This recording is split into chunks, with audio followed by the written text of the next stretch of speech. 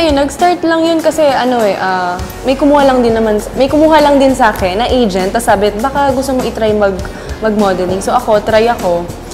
And then, after that, sinalang lang ako sa car show. So, ang gagawin lang kasi doon, siyempre pag car show, tatayo ka sa tabi ng car, and then maraming photogs, and all the people, pipicturean ka nila, post ka lang doon, nakatayo ka. So, ganun yung trabaho.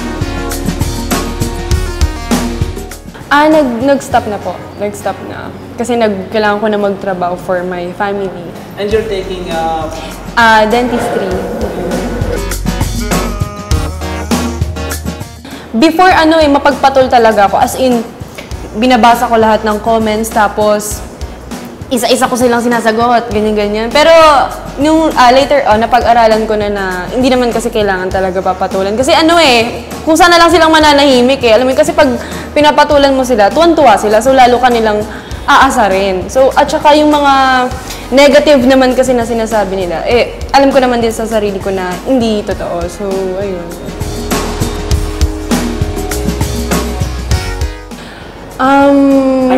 Hindi ko maitatangi yun. Lalo na nung nag-start ako ng modeling.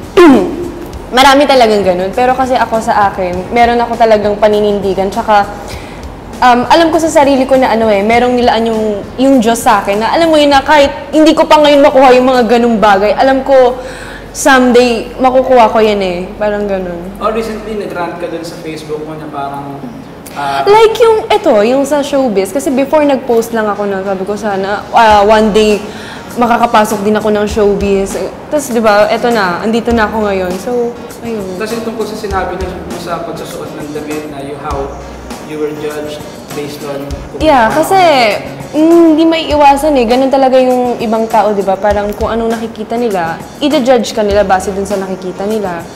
Parang like, kung halimbawa magsusuot ka ng, like ako, sexy kasi talaga ako manamit Ang iniisip nila sa akin, syempre parang malandi, yung mga ganun ba? Pakawala, yung mga ganun. May effort ka ba na yung para maalis sa kanila yung ganun? Tulad niya, nag-release ka ba ng medyo masarado?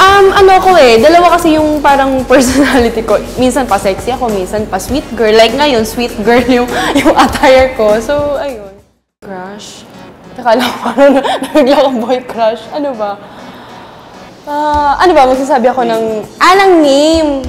Okay. Sino ba? Parang wala naman ata akong crush.